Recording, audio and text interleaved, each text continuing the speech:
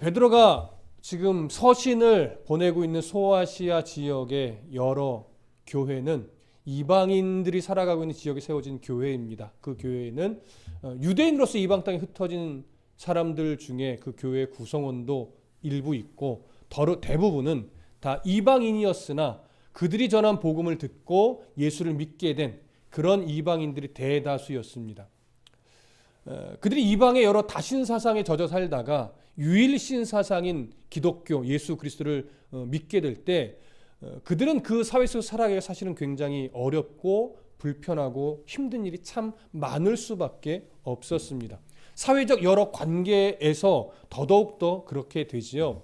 그래서 지금도 이런저런 어려움을 겪고 있는 중인데 베드로는 그 이후에 이제 로마 제국의 어떤 입장에서 정치적 또 정부적 차원의 조직적인 박해가 멀지 않아 일어날 것을 느끼게 됩니다. 그래서 그런 어려움이 정말 본격적인 고난이 닥칠 때 믿음을 버리지 않고 믿음을 지키게 하기 위해서 지금 서신을 쓰면서 그들에게 권면도 하고 용기도 주고 더 먼 미래를 소망하는 그 믿음을 좀 갖게 하고자 하는 이런 의도로 전하고 있습니다.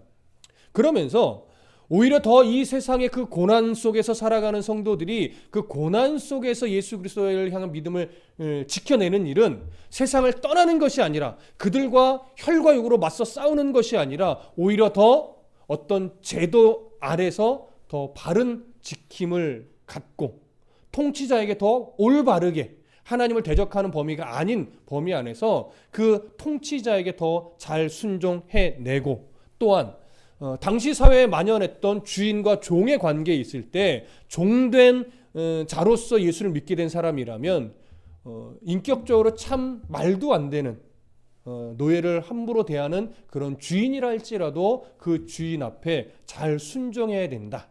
이것을 권면하는 중에 있습니다. 또 하나 뭐였죠? 배우자에게 있어서 당시 부부 관계에서 남편은 절대적 권위를 가지고 있었습니다.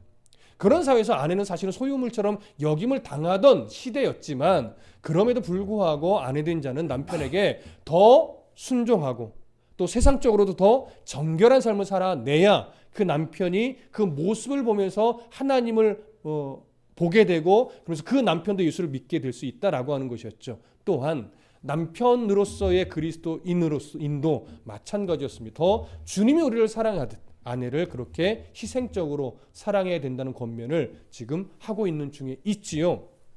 오늘은 이렇게 세상을 살아가면서 그리스도로서 겪게 되는 다양한 관계 속에서 그리스도인은 어떤 태도를 가지고 살아가야 고난의 시대를 잘 견디며 이기며 믿음을 지켜갈 수 있는지를 권면하는 중에 오늘은 이제 결론의 내용으로 베드로가 들어갑니다.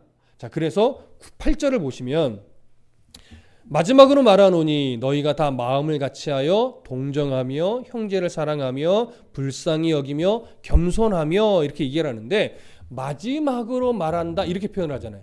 이 마지막으로 말한다는 것은 서신을 끝내겠다는 것이 아니라 2장 11절부터 시작된 권면 그래서 3장 7절까지 나누었던 이 권면에 대해서 결론을 맺겠다는 얘기예요. 서신을 끝나겠다는 얘기는 아닙니다. 자, 그러면서 그 마지막으로 내가 이 사회의 모든 관계 속에서 어떻게 살아가야 되는지 권면했는데 이제 최종적인 결론을 맺는다라고 하면서 가장 먼저 베드로가 꺼내놓은 권면의 내용이 뭐냐면 다 마음을 같이 하라는 거예요. 여기서 다라는 건 누구겠습니까? 예수를 믿는 그리스도인들, 성도들을 말하는 거죠. 유대인 기독교인이든 이방인 기독교인이든 종의 위치에서 예수를 믿게 된 사람이든 주인의 위치에서 믿게 된 사람이든 아내된 자로서 예수를 믿는 사람이든 남편으로서 예수를 믿는 사람이든 사회적 위치나 관계가 어떠하든지 간에 예수를 믿는 모든 사람은 다 마음을 어떻게 해야 된대요? 같이 해야 된대요. 그 안에 종인 사람, 때로는 주인인 사람, 부자인 사람, 가난한 사람, 여자, 남자, 사회적 지위 정도, 지식 정도 여러 가지의 다양한 관계의 사람이 다 함께 있단 말이에요. 세상에서 보면 뭐 이렇게 함부로 대할 수 있고 세상에서 너무 위축될 수도 있고 세상에서 엄청 교만스러운 사람일 수 있겠지만 그 모든 위치의 사람들이 교회 안에 있을 때 베드로는 이렇게 말합니다. 마음을 같이 해야 된다. 여러분 이 표현을 좀 잘 주목해 보실 필요가 있어요. 마음을 같이 한다라고 하는 것은요, 획일화를 말하는 것이 아닙니다. 그러니까 뭐 무조건 모든 일이 있으면 한 마음으로 만장일치, 반대 의견 안 돼, 뭐 이런 식의 그런 식의 획일화된 그 같은 마음을 말하는 것이 아니에요. 여기서 말하는 마음을 같이 한다는 것은 뭐냐면 같은 방향성을 갖는다라고 하는 겁니다. 하나님의 말씀, 그리고 그 말씀을 조명해 주신 성령의 도우심을 따라서 같은 방향성을 바라보고 가는 것, 이것이 여기서 말하는 한 마음이에요. 마음을 같이 한다는 표현에 담긴 의미입니다. 여러분 빌립보서 2장 5절에 가보면 이런 말씀이 있어요. 너희는 이 마음을 품으라 곧 그리스도 예수의 마음이니. 우리 아주 익숙한 구절입니다. 이것을 헬라 원문으로 조금 더 가깝게 번역을 해보면요, 여기서 말하는 이 마음을 품으라 할 때 이 마음은 뭐냐면 그리스도 예수께서 품었던 그 마음을 품으라는 거예요. 그리스도께서 품었던 마음. 그럼 여러분 생각해 보십시오. 예수 그리스도의 일생이 여러분 머릿속에 어느 정도 있으실 텐데 이 땅에서 살아가면서 품었던 예수님의 마음은, 그러니까 이렇게 말할게요. 예수님이 이 땅에서 사역을 하시면서 품었던 마음의 방향성은 어떻게 잡혀져 있습니까? 하나죠. 하나님의 뜻과 일치하는 거예요. 하나님의 마음을 고스란히 자기 마음에 담는 거예요. 그러면 하나님의 마음이 뭐예요? 인간의 죄를 대속하기 위해서 예수님이 바로 십자가에서 생명을 내어주는 것. 그러므로 말미암아 십자가 위에서 하나님의 영광을 드러내는 거죠. 하나님의 공의와 하나님의 그 사랑을 완전하게 실현해내는 것. 자기의 생명을 내어줌으로 이렇게 희생하는. 근데 무조건적 희생이 아니라 무엇을 위해서? 하나님의 나라를 위해서, 하나님의 영광을 위해서, 하나님의 뜻을 성취하기 위해서. 이것이 방향성이라는 거예요. 예수님은 이 방향성을 가지고 하나님의 뜻에 합한 말을 하고 합한 행동을 하고 합한 이적들을 베풀면서 오직 하나님의 영광만을 바랬어요. 이것이 그리스도 예수가 품었던 마음입니다. 그렇다면 우리가 품어야 될 마음은 뭐겠습니까? 어떻게 하면 나의 삶을 통해서 하나님의 영광이 드러날까? 어떻게 하면 한 영혼이라도 나를 통해서 하나님을 발견하고 예수 그리스도를 믿는 천국 백성이 되게 할 수 있을까라고 하는 것이죠. 여러분 잘 보십시오. 지금의 교회도 교회 안의 구성원을 보면 정말 다양하지 않습니까? 성격 다양하지요. 혈액형 다양하지요. 지식의 유무 다양하죠. 세상 속에 살아가는 어떤 위치적으로도 다양하지요. 이 너무나 다양해서 때로는 야, 이런 사람과 저런 사람은 참 안 섞이겠다. 그리고 어떤 사람은 야, 저분은 참 나는 좀 부담스럽다. 뭐 이렇게 너무나 다양한 사람들이 한 공간에서 예배하고 기도하고 찬송하며 또 신앙적 교제를 나눈단 말이에요. 그들이 한 마음으로 오늘 본문에처럼 같은 마음을 품을 때 그 안에서의 우리가 가지고 있던 불편함은 많이 해결될 겁니다. 그 마음을 같이 한다는 건 그만큼 방향성이 같아야 된다는 것이죠. 그런데 이렇게 마음을 같이 하는 일은 너무나 중요한데 실제로 이렇게 마음을 같이 하는 일에 방해가 되는 요소가 여럿 있습니다. 한 교회 안에도 마음을 같이 해야 되는데 이것이 방해하는 요소가 있고 하다못해 가정 안에서 부부와의 관계도 이 마음이 같아지지 않으면 참 함께 살아가기 힘들잖아요. 그 마음을 같이 하는 일에 방해되는 요소를 성경에서 우리가 여러 가지 사실 찾을 수 있는데 대표적으로 오늘 본문에 좀 관여해서 크게 두 가지를 좀 보려고 해요. 성경 어디를 한번 보시냐면요. 민수기로 가겠습니다. 구약 성경 민수기 11장.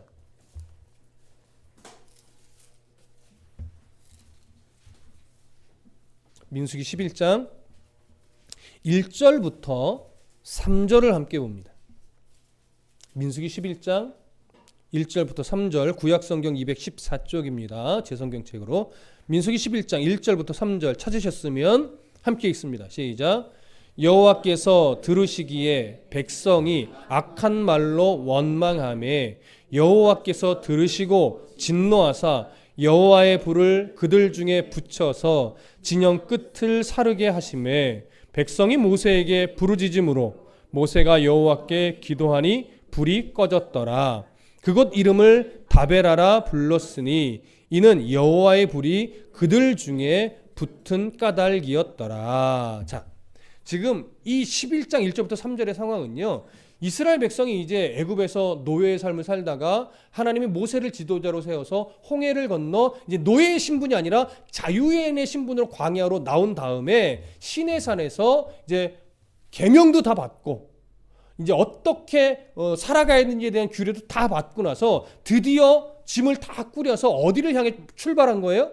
약속의 땅, 가나안 땅에 출발한 지 대략 3일 정도 됐을 무렵에 일어난 사건입니다.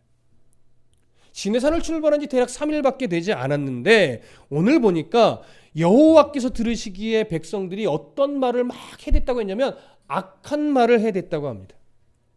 하나님이 듣기에 참 악한 말. 근데 이 악한 말로 번역된 이 부분을 히브리어 성경으로 보면요, 어떻게 돼 있냐면 곤고한 것에 대한 원망을 쏟아냈다라고 돼 있어요. 여러분, 곤고한 것, 광야길을 걸어가는 여정에서 곤고한 것 뭘까요? 없는 것, 부족한 것, 불편한 거죠. 뭐가 없어요? 물이 없고요, 식량이 부족하고요, 또 잠자리든가 늘 계속 걸어가야 되니까 구름기둥과 불기둥이 멈추기 전까지는요 계속 걸어가야 돼요. 이런 상황이 불편해요. 여러분, 오늘날은 뭐 국토 대장정인에서 막 여러 날을 막 걷는 게 뭐 유행이고 멋지기도 하지만 그 햇볕 뜨거운 광야 사막길에서 쉴 새 없이 하루 이틀 걷는 게 여러분 쉬울까요? 이거 정말 어려운 일이 맞습니다. 하지만 지금 이스라엘 백성들은 애굽에서 나오면서부터 누가 친히 보호하면서 이끌어 가셨어요? 하나님이 친히 불기둥과 구름기둥으로 지키시고 보호하시면서 낮에는 구름을 만들어주고 그 추운 밤에는 불기둥으로 따뜻하게 해줘가면서 굶기지 않으셨고 줄이지 않게, 또 헤어지지 않게, 죽지 않게, 병들지 않게 늘 지키면서 힘겹지만 그 길을 계속 인도하고 계신 중이었단 말이에요. 그 보호하시는 하나님을 그들은 신뢰하지 못하고 없는 것 때문에, 부족한 것 때문에, 불편한 것 때문에 지금 원망을 쏟아냈는데 한순간의 원망이 아니라 성경의 문법적으로 보면 지속적인 원망이었어요. 그 3일 내내 이제 불편하기 시작하고 없는 것이 불편해지고 부족한 것이 막 눈에 보이기 시작하니까 슬슬 입 밖으로 뭐가 나오는 거예요? 원망이 막 나오는데 이게 전염병처럼 퍼져서 이스라엘 그 한 200만 정도 되는 그 인구의 대부분의 사람들이 점차 입에 불평을 달고 있었던 것이죠. 이들이 지금 이렇게 하나님의 영광을 드러낸 일에 마음을 같이 하지 못하고 약속의 땅을 향해 가는 일에 서로 막 권면하면서 힘을 내자고 막 이러면서 의기투합하지 못하고 자꾸 없는 것 때문에, 불편한 것 때문에, 부족한 것 때문에 불평의 소리를 왜 내게 되었을까요? 바로 지키시는 하나님, 보호하시는 하나님, 인도하시는 하나님을 지금 신뢰하지 못하기 때문에 그렇습니다. 하나님을 신뢰하지 못하면요, 점차 무엇에 집중하게 되냐면 없는 것에 집중하게 돼요.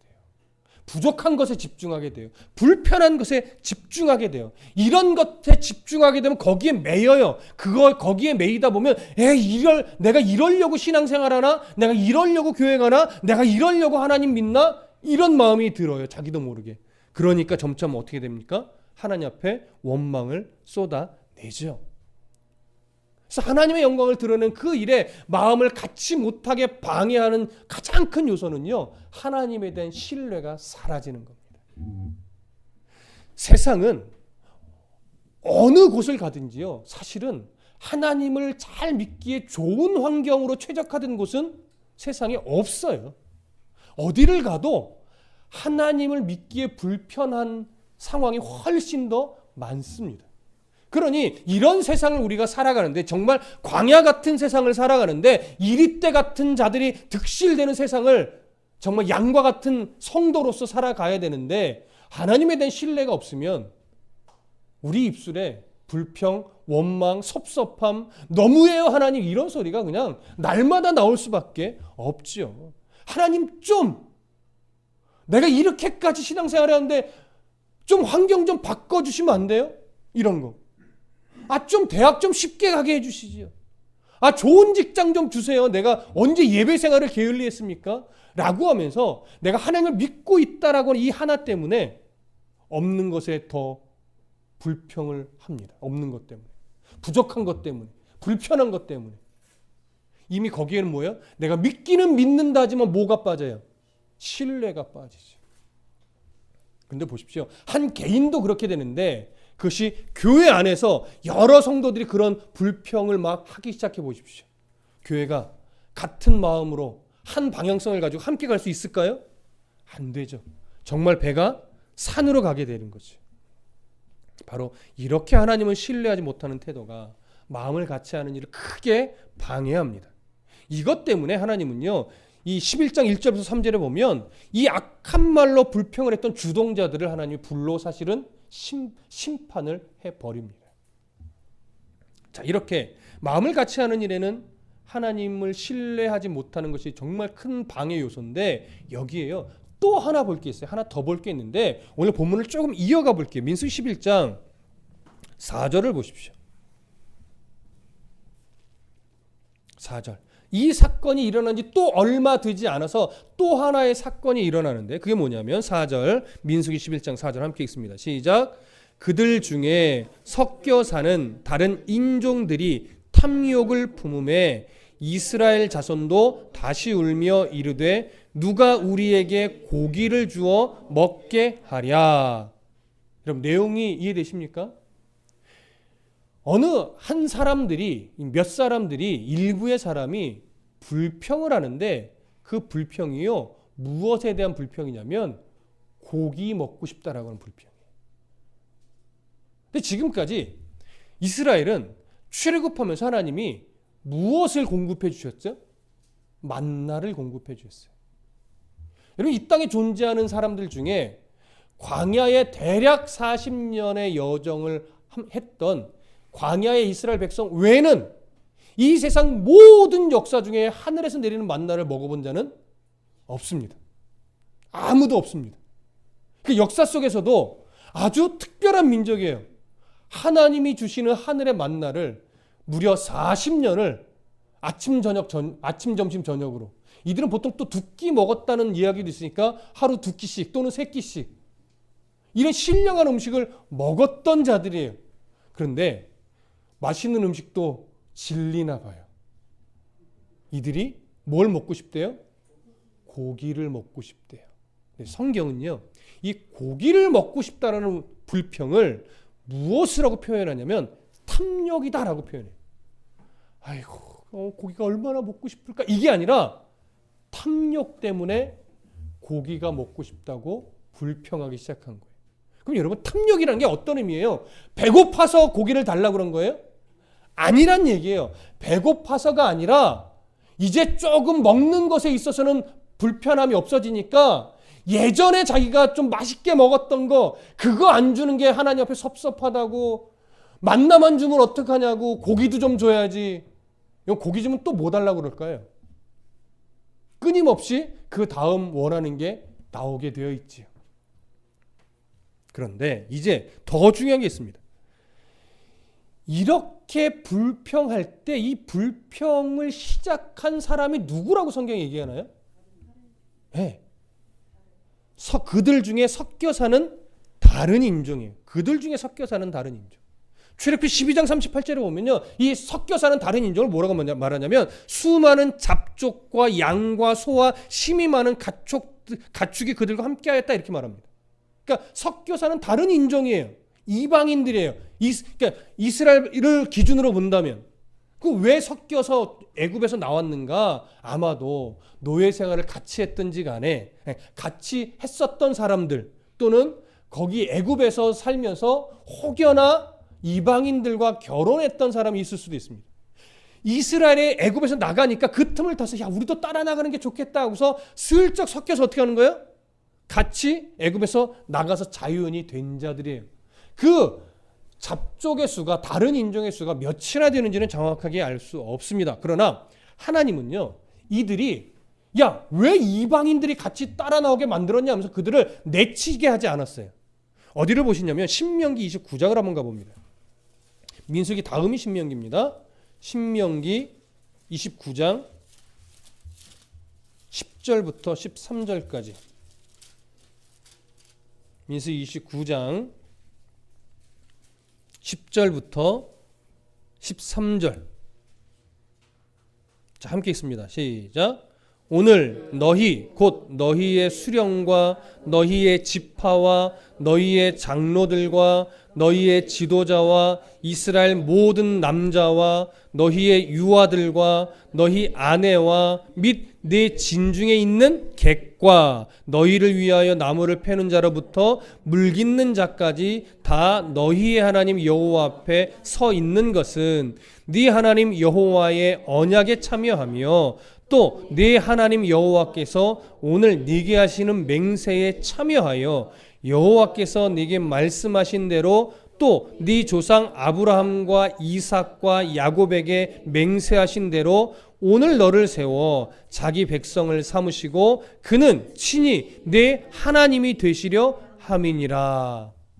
자, 하나님이 그 섞여서 출애굽했던 이방 족속들을 무엇으로 여겼습니까? 하나님의 백성으로 여기셨어요. 그래서 그들도 그들 안에 섞여서 함께 이 하나님의 백성으로서 살아가는 일을 막지 않고 허락하셨단 말이에요. 내치지 않으셨어요. 이게 놀라운 은혜죠. 자, 그러면 이런 은혜를 하나님이 주셨다면 이스라엘 백성의 지도자들 또 리더에 해당하는 사람들, 이런 사람들은 그 섞여 사는 민족들이 어떻게 되도록 이끌었어야 될까요? 하나님을 바르게 알도록, 하나님을 바르게 믿는 자들이 될 수 있도록 그들을 가르치거나 교육하거나 인도했어야 돼요. 근데 함께 여정을 가는데 이들은 하나님을 잘 모른단 말이에요. 하나님이 어떤 분인지, 하나님 마음이 어떤지, 하나님 앞에서 어떻게 해야 되는지 잘 모르는 이들인데 그들이 그 여정에 함께 하다가 이제 탐욕 때문에 불평이 그들 중에서 시작이 됐어요. 근데 정말 문제는 뭐예요? 그 섞여 사는 무리가, 믿음 없는 자들이 불평을 하니까, 탐욕으로 인해서 불평을 하니까 믿음의 백성들이 옆에 있잖아요. 그들이 어떻게 해야 돼요? 야, 너 왜 하나님을 신뢰하지 못하고 만나로 지금까지 먹이셨는데 그 고기 때문에 이렇게 원망하고 불평하냐? 이래야 맞는 거죠. 그런데 참 놀랍게도 오히려 그들이 불평하자 같이 따라서 맞아 하나님 정말 너무한 것 같아. 그래서 고기 먹게 해달라고 불평하고, 차라리 어떻게 하자, 막 애굽으로 돌아가자. 그때는 정말 고기 엄청 삶아 먹었는데, 이렇게 말하는 거예요. 그것도 거짓말이에요, 여러분. 애굽에서 노예로 살면서 고기를 뭐 얼마나 삶아서 구워서 먹었겠습니까? 그들이 그렇게 먹는 걸 보았겠죠. 그런데 너무 지금 먹고 싶으니까 어떻게 해요? 마치 애굽에서는 정말 고기를 배 터지게 먹었던 것처럼 말을 해버리는 거예요. 그러니까 가장 큰 문제는 뭐냐면 믿음 없는 사람들의 목소리를 믿음 있는 사람들이 듣고 그 입을 막은 것이 아니라 같이 동조해서 이 불평하는 소리가 완전히 전염병처럼 이스라엘 백성 가운데 다 번졌다는 얘기예요. 인터넷도 없던 시대인데 이 불평이 얼마나 빠르게 퍼졌던지 이스라엘 장막에서 많은 종족들이 다 장막문에서 울었다라고 되어 있습니다. 먹을 것이 없어서가 아닙니다. 배고파서가 아닙니다.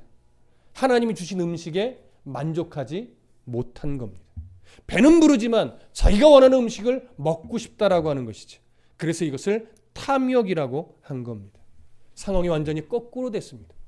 믿음 있는 사람들이 믿음 없는 사람들의 목소리를 잠재워야 되고 바르게 가르쳐서 하나님 앞에 바른 목소리를 내게 했어야 하는데 같이 동조해 버렸던 것이죠. 자, 민수기 11장으로 가보면 11장 2절에 가보면 이런 불평을 하나님이 들으시고 정말로 배 터지게 고기를 먹을 수 있도록 만나를요 엄청나게 몰아주셨어요. 메추라기를 몰아주셨는데 그래서 그들이 메추라기를 배 터지게 먹게끔 사실은 해주셨어요. 그런데 어떻게 하셨느냐? 불평을 주도한 자들은 그 고기가 이 사이에 끼기도 전에 다 하나님이 죽이셨습니다. 그러니까 보십시오. 하나님 앞에서 믿음의 백성들이 같은 마음을 품는데 방해하는 요인 중에 정말 위험한 게 뭘까요? 믿음 없는 소리에 귀를 기울이는 것. 믿음 없는 소리를 입 밖에 끄집어 내는 거예요. 이것이 같은 마음으로 성도가 하나님의 영광을 바라보며 함께 나아가게 하는 일에 정말 큰 방해 요인입니다. 하나님을 신뢰하지 못하는 것도 방해하는 큰 요인이고, 그 가운데서 불평하는 소리, 원망하는 소리, 하나님이 기뻐하지 않는 소리를 내는 것과 함께 그런 소리에 내 귀를 빼앗기는 것. 이것이 정말 하나 되는 것, 마음을 같이 하는 일을 방해하는 아주 위험한 요인인 것을 여러분 꼭 기억해 두시길 부탁드립니다. 그래서 교회는요, 늘 성도의 교제가 아름답게 일어나야 되는데, 그 교제는 언제나 성경을 읽고 설교를 들으며 예배하는 그 가운데 하나님 주셨던 은혜의 마음들을 나눠야지, 이것도 섭섭하고 이거는 짜증나고 이거는 힘들고 이런 식의 소리를 가지고 교제하는 것은 하나 되는 일에 결코 도움이 되지 않습니다. 그래서 신앙의 선배나 어른들이 그 공간 안에 있을 때, 교제 가운데 있을 때 혹여나 그런 하나님의 마음으로 하나 되는 일에 방해가 되는 그런 불평이나 원망이나 누구를 뒷담화하거나 이런 소리를 낼 때는 우리 그런 말 하면 안 돼라고 여러분들이 막아주셔야 되고 권면을 사랑으로 해주셔야 합니다. 그럴 때 거기서 하나됨이 나타날 수 있는 겁니다. 같은 방향성의 마음을 가질 수 있는 것이죠. 여러분, 이런 책임이 우리 각자에게 있다는 사실을 꼭 명심하시고, 항상 교회에 유익이 되는 말을 내가 하고 있는가, 성도에 유익이 되는 말을 내가 하고 있는가, 마음을 하나로 묶고 같이 가는 일에 이런 말들이, 이런 행동들이 도움이 되는가, 이런 분별력을 늘 가지고 교제해야 돼요. 그래서 성도는 불편한 거예요. 말도 함부로 하면 안 되니까. 그래서 내년에 지금 우리 교회 표를 뭘로 할까 요즘 고민 중인데 아직 결정 못했는데, 제가 잡은 표가 이겁니다. 아직 결정은 못했지만 입술에 파수꾼을 세우는 사람. 정말 중요합니다. 왜냐하면 지금 성도들이 늘어나고 교회 공간이 부족하면서 이제 교제도 활성화되고 있는 이 시기에 우리들의 말과 행실이 정말 중요해요. 하나가 될 수 있게 하는 말, 하나님의 영광을 높이는 말, 교회의 덕이 되고 성도 간에 유익이 되는 말을 할 때 그 교회가 이 좋은 기회를 더 한 걸음 업시키는 이런 상황으로 발전을 하지요. 이런 상황에서 불평의 말, 불편하다는 거, 원망, 섭섭한 이런 소리들이 막 끄집어 나오기 시작하면 교회가 성장하지 못하기 때문에 그렇습니다. 그래서 지금부터 우리가 더 조심해야 될 것이 뭐냐면, 하나님 내 입술에 뭘 세워주세요? 파수꾼을 세워주세요. 근데 여기에 하나 더 있어요. 하나님 내 귀에도 파수꾼을 세워주세요. 들어야 될 소리를 듣고 걸러버릴 얘기는 과감히 걸러서 듣게 하시고, 해야 될 꼭 필요한 말, 교회 유익이 되는 말만 내가 입 밖으로 내뱉고, 불평과 원망과 섭섭함의 이런 말들은 내 입술에 파수꾼이 딱 막아서 나오지 못하게 해주십시오. 이럴 수 있어야 됩니다. 그럴 때 교회가 건강해집니다. 그건 목회자도 똑같습니다. 성도만이 아니라 목회자도 말을 조심해야 되는 거예요. 그럴 때 교회가 건강하게 자랄 수 있는 것이죠. 자, 이렇게 마음을 같이 하는 것을 권면하면서 베드로는요, 그럼 어떻게 해야 마음을 같이 할 수 있느냐에 대한 좀 중요한 예를 듭니다. 제가 이제 말씀드린 거 외에 중요한 몇 가지를 말하는데, 오늘 본문에 다시 가보시면 베드로전서 3장 8절, 첫 번째 무엇을 하라고 합니까? 그리스도의 마음을 가지고 동정해야 된다고 합니다. 같은 마음으로 동정할 수 있는 태도가 필요하대요. 여기서 동정이란 것은요, 그 사람과 마음을 같이 나누는 거예요. 마음을 나누면서 함께 공감해 주는 거죠. 기뻐할 땐 같이 기뻐해 주고, 슬픈 일이 있을 때 함께 슬퍼해 주는, 이렇게 마음을 같이 나누면서 공감해 주는 거예요. 근데 이 공감해 주는 대상이 꼭 성도와 성도의 관계에서만이 아니라, 성도가 세상의 사람들과, 믿지 않는 사람들과 관계에서도 그 역할을 해줘야 된다는 거예요. 성도가 성도의 관계에서 이렇게 공감하는 마음을 가질 때, 동정하는 마음을 가질 때요, 그들은 이게 진짜 믿음의 형제구나, 이걸 느끼게 되는 것이고, 세상 사람들과 관계에서 이 마음을 해줄 때 그들은 그리스도의 사랑을 느낄 수 있게 됩니다. 그래야 거기서 뭐가 드러나요? 하나님의 영광이 드러나는 거죠. 그래서 동정은 공감해주는 이 태도, 이 태도를 할 때, 이 태도를 가질 때 정말 하나님이 기뻐하신다는 거 꼭 기억하시고, 두 번째는 형제를 사랑하라고 합니다. 같은 마음, 그리스도의 마음을 가지고 형제를 사랑하라고 하죠. 여기서 사랑은 기본적인 근거가 세상에서 말하는 단순한 그런 사랑이 아니라 예수 그리스도께서 십자가에서 보여주신 희생적인 사랑입니다. 내가 희생할 어떤 그런 태도를 가지고 사랑해 내는 거죠. 첫 번째는 믿음의 지체들과의 관계에서 내가 먼저 희생할 수 있는 그런 태도로 형제를 사랑해 내야 됩니다. 또 이 훈련이 교회 밖에서 믿지 않는 자들과의 관계 속에서도 나를 희생하려는 태도로 그들을 사랑해 내야 하는 거죠. 이건 정말 어려운 일입니다.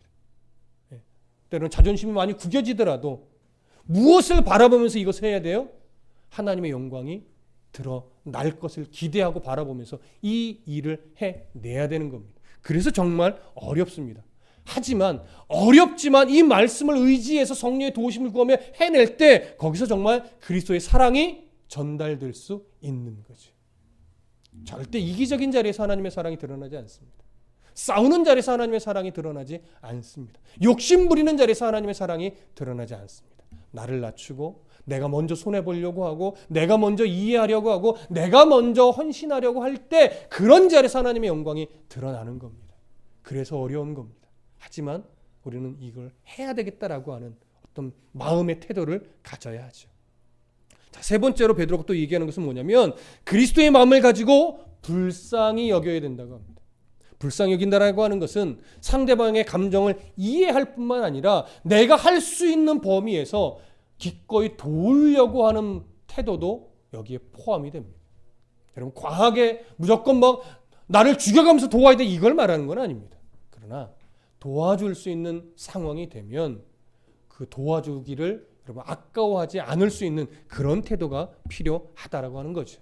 믿음의 지체들과의 관계에서도 당연한 것이고 믿지 않는 자들과의 관계에서는 더더욱 그렇게 할 수 있어야 합니다. 그래야 하나님의 영광이 드러나죠. 자, 네 번째는 그리스도의 마음을 가지고 무엇을 하라고 하냐면 겸손하라고 합니다. 여기서 겸손은 예수님이 보이셨던 낮은 마음의 상태를 말합니다. 쉽게 얘기하면 나보다 남을 더 존귀하게 여길 수 있는 태도를 말하는 거죠.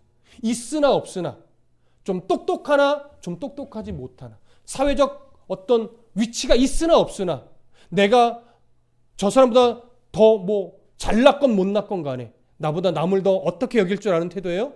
존귀하게 여길 줄 아는 태도. 이것이 겸손한 태도입니다. 이런 겸손한 태도가 교회 안에서 행해지면 교회를 하나 되게 하고 교회를 화평하게 만듭니다. 이것이 또 교회 밖에서 행해지면 성도가 칭찬을 받고 교회가 칭찬을 받으면서 예수 그리스도의 영광이 드러나지요. 그래서 이 네 가지의 권면은 정말로 예수 그리스도의 마음을 품을 때 가능한 이야기들이에요. 그래서 이 예수를 믿는 성도들은 그리스도의 마음을 가지고 이 네 가지 일을 힘들지만 어렵지만 세상 속에서 또 성도의 관계에 있어서 이 일을 해내야 합니다. 하려고 애써야 됩니다. 그래야 그런 자리에서 하나님의 영광이 드러나면서 누군가는 정말 하나님을 발견하고 만나고 하나님 나라의 백성이 될 수 있게 되는 거죠. 이 중요한 것 하나를 말씀드립니다. 베드로가 왜 이런 권면을 소아시아 지역의 성도들에게 하고 있는 걸까요? 아직 예수를 믿지 않는 사람들이 그 당시 소아시아 지역에는 훨씬 더 많습니다. 물론 지금 오늘날 우리의 사회에서도 훨씬 더 많지요. 하지만 베드로는요, 그 믿지 않는 자들을, 예수 믿는 자들을 무시하고 때로는 업신여기고 때로는 핍박하는 그들을 우리의 대적자야 이러면서 예수 믿기를 아예 거절한 자로서 그냥 지옥 자식으로 치부해버리는 것이 아니라 아직도 그들에게는 무슨 가능성을 열어두고 있는 거예요? 하나님의 백성이 될 가능성을 열어두고 있는 거예요. 그래서 아직 구원의 가능성이 있는 형제로 바라보면서 그들이 하나님을 믿을 수 있도록 이 일을 같은 마음을 가지고 세상 속에서 해내라는 거지. 믿음을 버리지 말고 그들이 악한 말을 할 때 똑같이 하나님을 비방하거나 하나님을 향한 믿음을 버리지 말고 그 관계 속에서 하나님이 드러나도록 오늘 동정하고 사랑하고 불쌍히 여기며 겸손하게 대하여 그들이 하나님을 만날 수 있도록 해야 된다. 지금 이 권면을 하고 있는 겁니다. 그러니 오늘 우리도 이 메시지는 동일하게 적용이 되는 거죠. 바로 이렇게 이런 마음을 가지고 우리가 각자의 역량대로 각자의 삶의 위치에서 이런 삶을 살아내는 것이 뭐냐면 같은 마음을 품는 겁니다. 만장일치 이걸 말하는 것이 아니라 각자의 역량대로 살아가는 그 자리에서 이 방향 속으로 삶을 살아낼 때 각자의 자리에서 누가 드러나요? 하나님이 드러나요. 이게 같은 마음을 품는 거예요. 이것이 같은 방향성을 가지고 믿음의 삶을 살아내는 겁니다. 이걸 조화라고도 표현할 수 있습니다. 이걸 하모니라고도 표현할 수 있지요. 조화를 이룬다는 것, 하모니를 이룬다는 것, 결국 뭐예요? 다른 곳에 있지만 같은 방향을 가질 때 그것이 참 아름답게 보이는 거예요. 모두가 다 막 1등만 하려고 하는 자리에서는 아름답지 않죠. 자기의 위치를 알고 그 위치에서 자기의 역할을 잘 해낼 때, 그래서 조화를 이룰 때 그것이 참 아름다운 겁니다. 각자 다른 음이 조화를 이룰 때 하모니가 돼서 아름답게 우리 귀에 들려지듯이 성도의 삶이 그래야 하는 거죠. 그런 구성원들이 교회를 이룰 때 조화로운 교회가 되고 아름다운 교회가 되고 하모니를 이루어내는 그런 교회가 되는 겁니다. 정말 바라건대 우리 다드림교회에서 함께 말씀 가운데 신앙생활을 하는 저와 여러분들이 바로 이렇게 이런 조화를 이루면서 같은 마음으로 오늘 베드로의 권면처럼 동정하기를, 또 형제 사랑하기를, 또 불쌍히 여기기를, 또 겸손하기를, 그래서 아름다운 하모니를 이루어내는 성도가 되고 교회가 되기를 간절히 축복합니다. 기도하겠습니다.